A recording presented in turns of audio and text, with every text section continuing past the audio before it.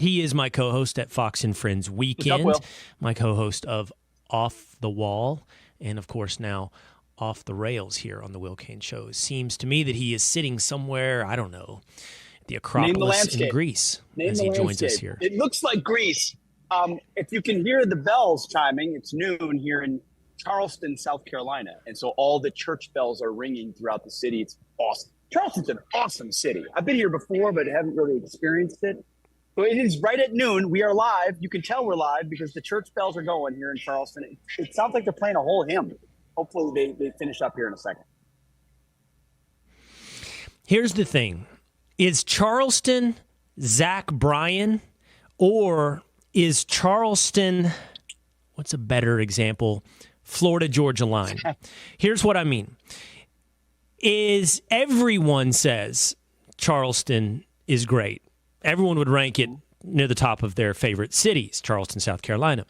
In the same way that everybody at one moment loves Zach Bryan, or everyone in one moment loves Florida Georgia Line. My question, though, is Charleston too popular in a way that is unsustainable? Do they have their little boomlet of a moment? And because it gets so popular, everyone rushes in to Charleston. I have the same concern for your new hometown of Nashville. And then in 4 or 5 years, 10 years, because everybody rushed in, it ruins something for the sustainable long term. On the opposite end of the spectrum, Zach Bryan goes incredibly nuclear, but he's going to be around. I think we're going to be listening to Zach Bryan in 20 years. It's quality music that will stand the test of time. Now, the problem is with Charleston, huge culture, lot of history, great city of the South. But I hear way too many people who are outsiders who love Charleston, so much so that it makes me wonder, what do you love about Charleston? And how many of you are going to change Charleston? So, I don't know. Are they Florida Georgia Line, or is Charleston Zach Bryan? Sometimes I'm just amazed at how your brain works, Will. We did not script this one bit. He seized on Charleston and took a country music analogy that I don't actually fully understand. All I know is that Charleston's a great city. Okay, it's going to hold up. It's clearly been a great city since, they were defending it in the Revolution. So this has been, but it still, I think, remains small enough. It's a gem. Like, nothing can be taller than the highest church towers in the city. So there is a limit to the amount of congestion you can have inside the city because of those limitations. So I think it holds. I think it holds nicely. It's got plenty of room for growth if it needs to, but the historic part of it is preserved. I think the culture, I don't know. I don't know what the culture was like 25 years ago vis-a-vis now, but nice people. But I've told you, I think that Nashville is at its peak. I think it's you could argue that its heyday may have already been in the past, but it is reaching its peak of popularity. Larry Ellison says they're going to soon move Oracle to Nashville. And anyone that's ever lived in Austin, I went to the University of Texas for law school. Anyone that's ever lived in Austin has always said, well, you should have seen Austin back in the day. I was there in the 90s, and people would say, oh, Austin in the 70s. That's when it was great. And now that I was there in the 90s, I'm sure it's my privilege to say to people who live there now, oh, but you should have seen it in the 90s. That's when it was manageable and not totally full of Californians. So, I do worry about cities like Austin. I do think that Nashville needs to be careful that it doesn't now backslide down the slope of having, in this house, we believe love is love, and, Ukraine is the savior of democracy signs. And I worry, Charleston is in that group. It's Charleston. It's a much smaller member of the group, but it's a member of the group that includes Charleston and Nashville. I don't know if you went further west. I think you'd probably make the argument that Boise, Idaho's in the fraternity, but it's in the fraternity of cities that in the past weren't trendy and cool, but are trendy and cool. And when you get too trendy and cool, I worry about your future. And you worry about things that I just don't worry about. I just enjoy it for what it is. I don't know what it was before, but it seems pretty cool right now. Here's what I'll say. It's harder to get to than Nashville. It's harder to get to than a lot of places. There just aren't as many direct flights. And I think that limits, it's got an itty bitty airport.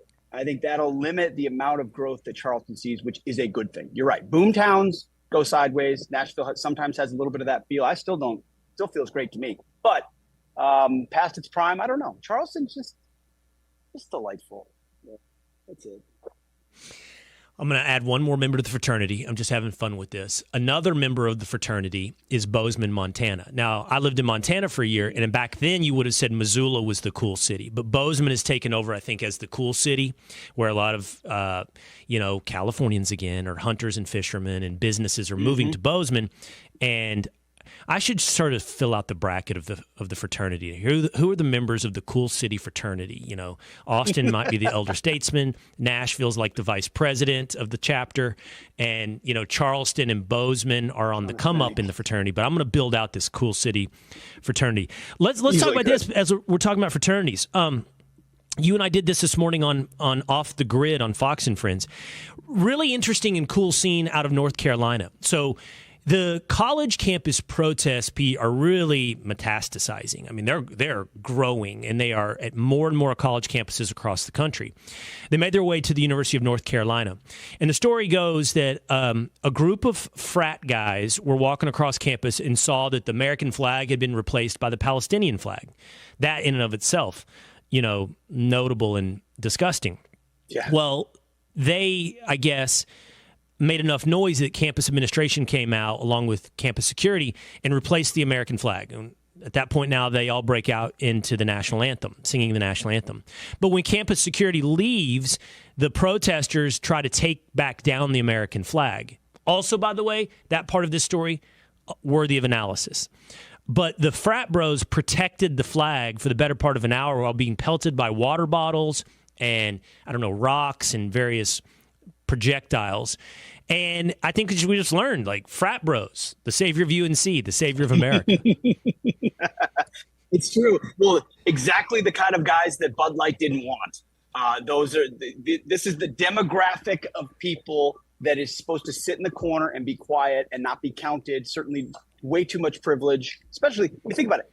Where's the concentric circles of white privilege? It might be a frat boy at UNC, might be right around the center of that. Except what they are, they're just probably good kids who have good parents who love the country and haven't been brainwashed. And they represent, as we said this morning, I'm sure they represent the vast majority of kids at UNC, the vast majority of people in North Carolina. There's a moment where you say, that's it, I'm fed up. I saw it this morning too. I don't know if you saw the press conference with Eric Adams at the police department, but the mayor of New York today gave one of the most eloquent defenses of the American flag I've heard in a long time. He's like, we put the American flag back up in Columbia because this is America. And my uncle died for that flag. And we love this country.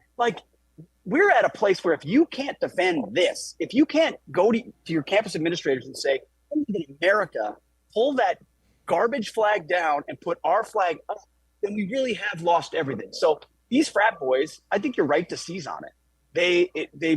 They took what could have been an easy moment to fold, or to say, hey, this is just kind of how it is, or might not. And they said, this is it. We're not taking it. And the administrators don't care enough, but we do, so we're going to stay. And I think it takes that type of guts every once in a while just to remind these intersectional, whatever pro-Palestinian Hamas lovers that you don't represent what most people think, and you're crazy, and you're extreme, and you're not welcome.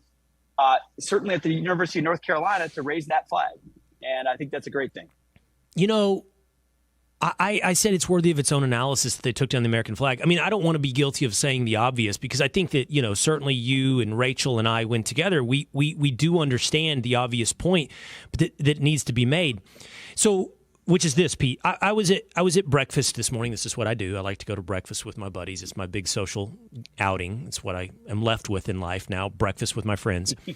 And we were talking about this. One of my friends, there's 5 or 6 of us, and one of my friends is Jewish, and he's obviously very passionate about this issue of what's happening. His daughter goes to the University of Texas, and you saw this past weekend on Fox and Friends, I put up a picture he sent me of pretty close to, if not obvious, anti-Semitic signs on campus in Austin. And we were breaking down, who are these protesters, right? And what are they protesting? And I told my friend, the only trouble I have in matching your passion, because you clearly see the anti-Semitism and you focus on the anti-Semitism. And I think that's part of the pie. But I don't think it's the majority of the pie. And he doesn't agree with me. He disagrees with me. And I said, look, I don't think your average lefty college student is masking some deep anti-Semitism. I think there is deep anti-Semitism in many elements of society, but I don't think that makes up 60% of what we're seeing at Columbia. I don't think that makes up, I don't even think it makes up probably 30% what we're seeing at UT Austin or North Carolina. I think there's so many layers to this, right? And you and I broke it down off the wall. Like, there is the organized effort. There's the Student Justice for Palestine, which has money and organization behind it. I think a lot of these kids don't even go to school, by the way. I don't think they're students at Columbia. They're not students at these colleges. So that's another level and element. The big element, and then there's the anti-Semitic element. And the big element, which you and I have discussed, is and I don't mean to be dismissive, but like, I'm going to use the word ignorant instead of dumb, because dumb implies you have a lack of IQ. Ignorant implies you have a lack of education. And that's what we're talking about.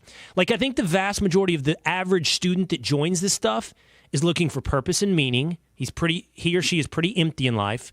They want to have something to attach themselves to that's greater than themselves.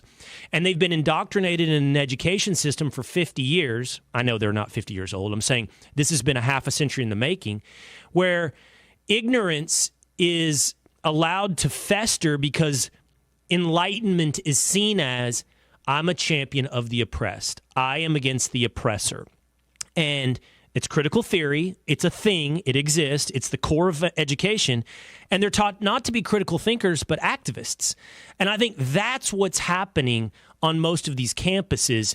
And so when I look at the makeup of this, we all go, who are they and what are they for? I think 50 or 60% is the failure of education and the failure of society to provide purpose to kids who are looking for something deeper in life. And by the way, one of my friends, Pete, said, hey, the problem on a superficial level is Jews are white. Like that's the issue. And they are very shallow about, well, whites are oppressors, right? And Palestinians have darker skin, so they're the oppressed. And one of my friends was like, well, if and I know that there are very different ethnicities even within Judaism, but like if Jews were seen as the racial minority, and they are literally the racial minority, but if they were seen as the racial minority, these college kids wouldn't be protesting against them. Yeah, I mean, I think that's excellent analysis. I think you're right. These are ultimately anti-Christian, anti-Western protests at their core. I know that sounds odd, but anti-Western civilization. And it is the nexus of Christianity and Judaism, their connection, which I think, and then the historic tropes of Jews being the center of power and control are an easy thing for them to latch onto in a life where they're disaffected and disillusioned by their lot in life. It's their religion. I mean, you hear the church bells. Like kids like that used to be raised on hymns and given context and given their view of the world and understanding of the world. And now this is their new church. This is their new passion. It's where they find their purpose. You're exactly right. But I also don't think you can underestimate the percentage of Muslim students that are in these groups that have been trained up in Middle Eastern studies institutes and elsewhere to have a pretty extreme view of their own country, of the West, of the state of Israel. I mean, you don't accidentally fly a Hezbollah flag. You don't accidentally fly a Hamas flag. Even the chance that you make, yes, there's a lot of ignorance in that group. There's no doubt about it. But at some level, you have to know it means the death of people, the death of a group of people, which you're chanting for. And so I do think there's this unholy nexus between Islamists and leftists, which we talk about all the time. And I don't know what the exact percentage is. And I bet it's different in a lot of different places. In Columbia, you probably have a higher percentage sort of straight up anti-Semitic viewpoints there because, well, the history of the Middle East is taught quite differently at Columbia than it is in a lot of other places. So it's and left unchecked, these slogans devolve into what is. I think your friend is right. Like, it's not that everything is about anti-Semitism. It's that anti-Semitism becomes kind of the canary in the coal mine. It's sort of the quickest place to identify if someone understands the West or if someone hates the West. And if they really hate the West, a lot of people decide that Israel is the tip of the spear of that hatred, and therefore anti-Semitism comes out of it. So, okay, and I want to say this, like, and you and I have had discussions and some disagreement on, like, the long-term relationship and the complicated relationship between Israel and the Middle East. And so what I'm saying is that I understand there is a deeper debate to be had.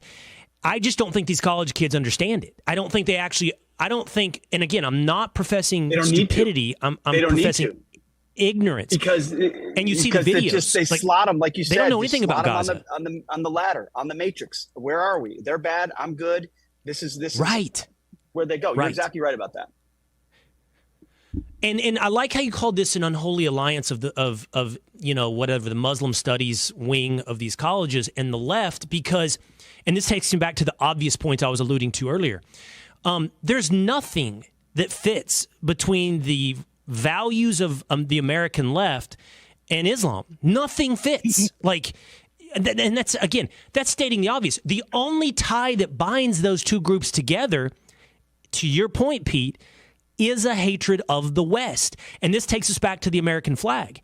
So to me, that should be a really, it's such a symbolic moment that we're replacing the American flag, or we're destroying the American flag, or we're attacking the American flag, that tells you a lot about the core of these protests. Absolutely right. I mean, the Red-Green Alliance is what it's been called, is not a new thing. It's the Marxists and green being the symbol of Islamists are happy to work together to coexist, to defeat us, and then they'll turn on each other if and when that day comes where their success is complete. But they only share a hate for Christians and for the West and for America. That is what they share. That's what they know to be true. Otherwise, if you put them in a room for 10 minutes and have them discuss their actual worldviews, they wouldn't agree on anything, because one is a fundamentally patriarchal, traditional view of the world in Islamism, and another one has overturned the entire view, rejects the family completely, and wants the state to control everything. I mean, one is the state, the other rejects. I mean, they're antithetical worldviews united by only one thing. And at this point, because we have been so prosperous and so powerful for so long, you're seeing an even more ramped up attempt to lean into the fractures that have been self-inflicted, as you pointed out, for 50, 60, 70 years. They see the advantage now. We can't defend ourselves. And our last line of defense, to bring it all, our frat boys at North Carolina that are like, no, at least the flag stays, And so it's heartening to see that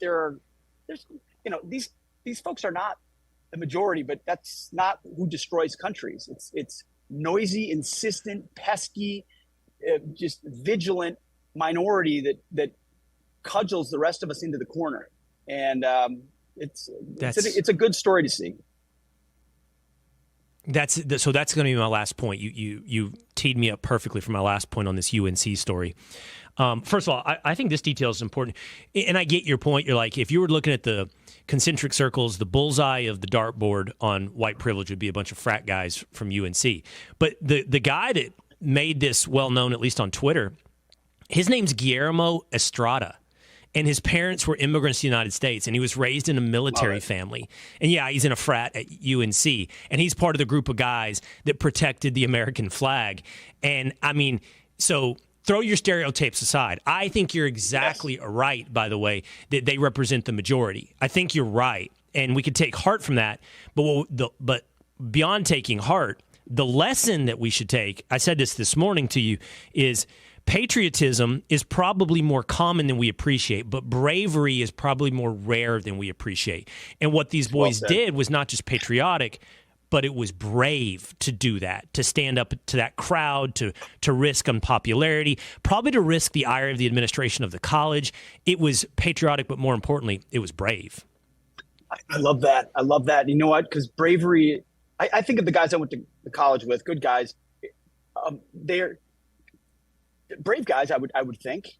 But joining the military isn't the only reflection of bravery. I guess what I'm getting at is these days are going to require all of us in whatever realm of life we're in to be strong and courageous. Like listen to Joshua and follow that lead in whatever arena you're in, because they're counting on the cowardice and the almost dismissiveness. Like the other instinct could have been these frat boys saying, "Oh man, idiots.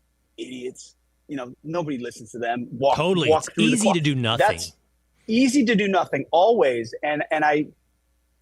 So in that sense, like I said, it's really encouraging. And it's the instinct of men to want to stand up and be strong. There's not a lot of instances where that's being portrayed or modeled properly in our society. It's a whole nother deal. But it's good. It's good.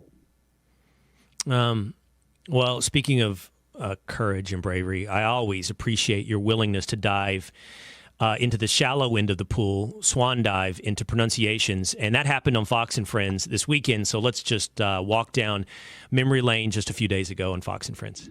And one of the climate activists accused of smearing paint on the case protecting Degas' famous little dancer sculpture. And Will, you told me I mispronounced the artist's name. Yeah. It's Degas. Yeah. I'm sorry. You're so refined over there. Fancy socks. I'll do better next time. Doing it, Princeton. Emphasis on the Doing it, Princeton. We don't learn about the finer things. Clearly. No, you learned to be an activist at Princeton. You didn't learn. Degas. Okay, so here's the thing, Pete. We've got a quiz prepared for you today. I'm not sure technologically how this is going to unfold. I don't know if the guys back in the control room, the Alicia, are going to read the names. Am I to read the names for this quiz? I can bring it up, Will. Here we go. Yeah. So this is one of the names we want. 2 days has got you, Pete. Oh, I got All right, that. Pete, can you see that on your screen? Wolfgang, yes. Wolfgang Amadeus Mozart. Yeah, boom. Perfect. All right, perfect. 1 for 1. That shows how low you think of me. What about this one, Pete? Oh man, it's Frederick Chopin. How do you know it? Come on, you just did that. Come on, you know it, right? I have no idea who that person is. No, Frederick Chopin. Oh no, I know who is that person. It's the. He's a composer, right? 2 days. He's a composer. My wife is right here. A very famous one. Here listening to me say this, she's so embarrassed right now. And by the way, she's a huge fan of Degas. By the way, she has one of the tiny ballerina paintings on our mantle at our house. She's so embarrassed. She's like, "How do you not know these things, babe?" I'm like, "People don't know this anymore. I didn't go to classical Christian school. I didn't learn any of these things. So I'm reverse engineering. You're a valedictorian that I have." This is a tough one here. Yeah, weren't you valedictorian? I was, but I just checked the box, man. Okay, I know this because I do. This is a political one. Friedrich Nietzsche. No. Here's the thing on this one, 2 days. I'm not going to punish him. This one's tough. I've never really known how to pronounce it. I know it. Nietzsche, something like that. Nietzsche. I think you can say Nietzsche. I think you sound. I think you sound like the guy that must say Porsche. Like you can say Porsche, and you don't have to say Porsche. In fact, when you say Porsche, I kind of want to punch you. And I'm okay with a dude saying Nietzsche instead of Nietzsche. That's how I've always said it. I am familiar with that one. I can own that one. Tough one. This is a Johann tough one. Wolfgang von Goethe. I don't know. Is this Van Gogh? This is Goethe. Goethe is the last name. Goethe? Oh, I would have failed that. I mean, that's Goethe, really? Yeah. That's how you say that? That's German, yeah. VONGOETH. That's Goethe? Goethe. Wow. You don't pronounce the TH. Goethe? I'd have failed that one with we got just 2 more. All right, one more. 2 more, okay. One more. Here we go. Markel. I don't even want to try. Douche camp?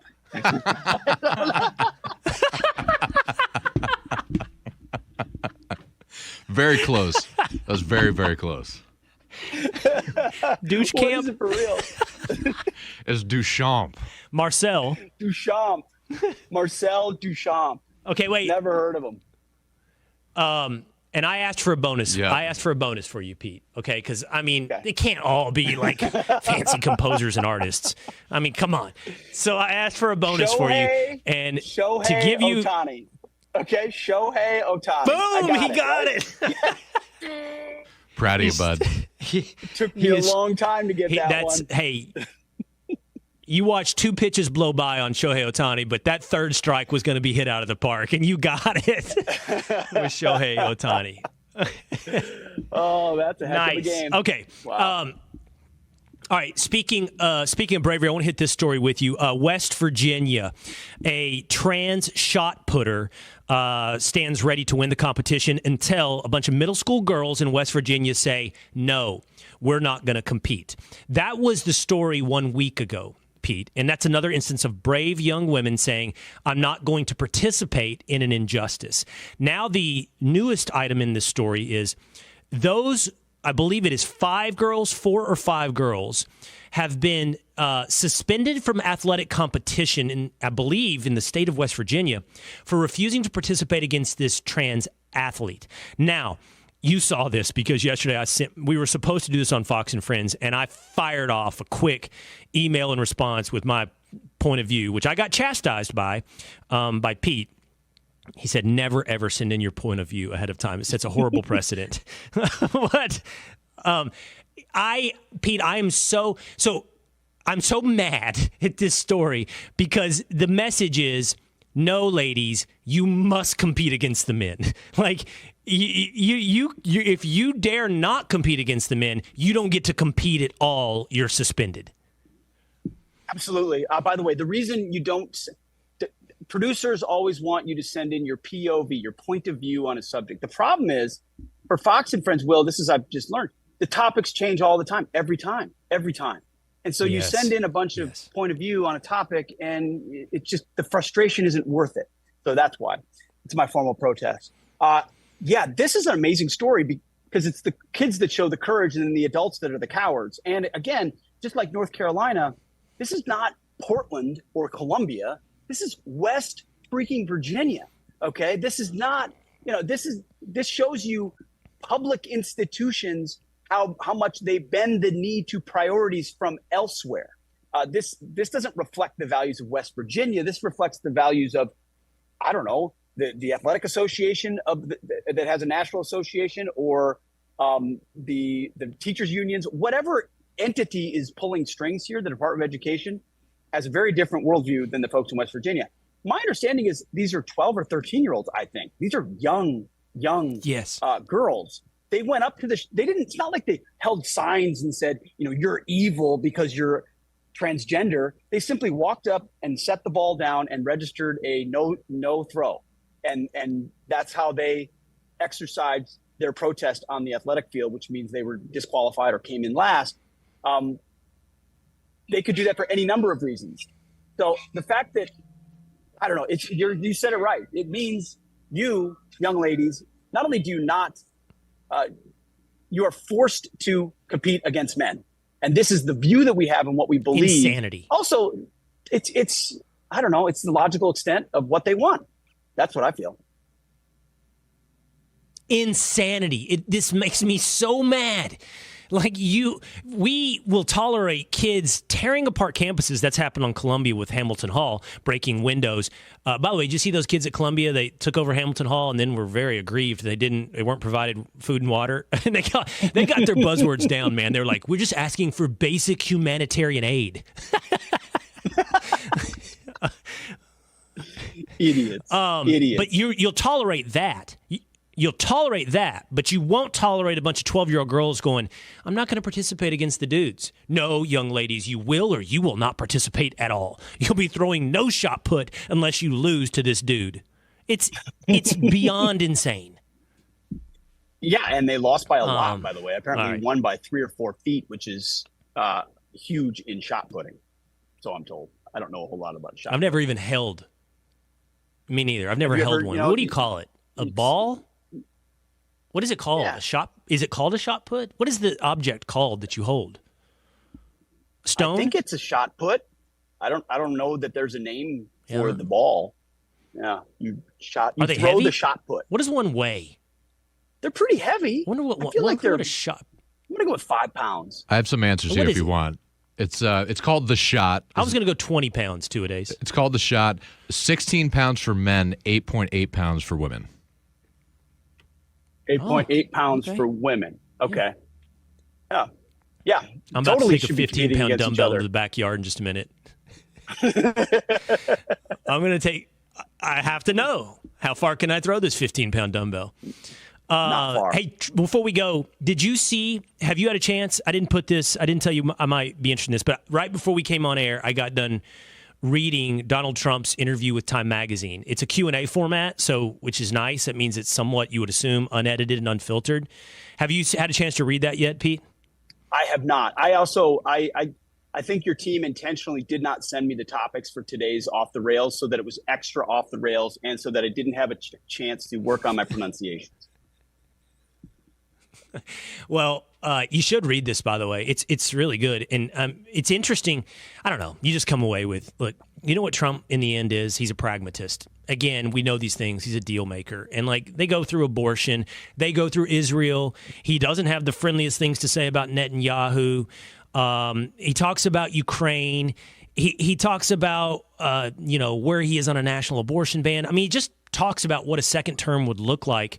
And I don't know. I just found it really fascinating. And the obvious point to make is in no world would and in no world has Joe Biden done something like this. Like whatever it was, 45-minute interview with a reporter, ask me whatever you want, let's go. It's really something. Completely Trump incapable. in time. And we've said this before too, Will, but Donald Trump is actually a really moderate guy. And the problem is they've opened the door on the right side of the aisle for after Donald Trump, a far more ideologically conservative, type of candidate than even Donald Trump. And it's amazing how much they've whipped themselves into a fervor over someone who really is, as you said, mostly a practical businessman who's willing to look at both sides and take a pretty balanced approach. All right, last thing, another real quick trip down memory lane before we go from just a few days ago on Fox and Friends. Watch. All right, by the way, The Will Cain Show, which streams at 12 Eastern time at foxnews.com, the Fox YouTube, and the Fox Facebook. That's what I've got coming up this week. Douglas Murray. Rebecca Heinrichs did not like my interview with David Sachs last week on the war in Ukraine, so she's welcome to come on and have the debate. Lee Greenwood, nerd-rotic of YouTube fame, and there's one guy's face that didn't make it. I don't know. I didn't make the graphic. You didn't make your team thinks I don't help. No, this team. My team sent it in. This team. Fox and Friends thought putting Pete on the graphic will not help people watch the Will Cain Show? Correct. Yeah. Wow. I need to speak to manager. So Pete will be there too. Okay. So wait, hold on. I think it's definitely not in the list of all your guests. I was on the list of the guests that you sent to Fox and Friends weekend, and they make the graphic. First of all, that troubles me a little bit. Why are you outsourcing the promo of your show to another show? That seems a little odd. Your team should be working harder. I don't know what they do. Why can't your team make the graphic and then give it to Fox and Friends based on what you think is best for the show? Obviously, then I think I would have made the promo. Beyond. But it's our own show, and they won't even put me in the promo. I don't know what to think of this. I'm confused. First of all, us making graphics, that's way beyond the production budget of the Will Cain Show. Like, way beyond our staff capabilities, and nothing with the guys. The guys do great, but they have 100 people on staff at Fox and Friends. This is four of us dudes putting together a show on a daily basis. And I was told that they bolded the big names, my guys, and they bolded your name. And Fox and Friends then intentionally left out Off the Rails with Will and Pete. Interesting. That's what I was told. That's the conspiracy.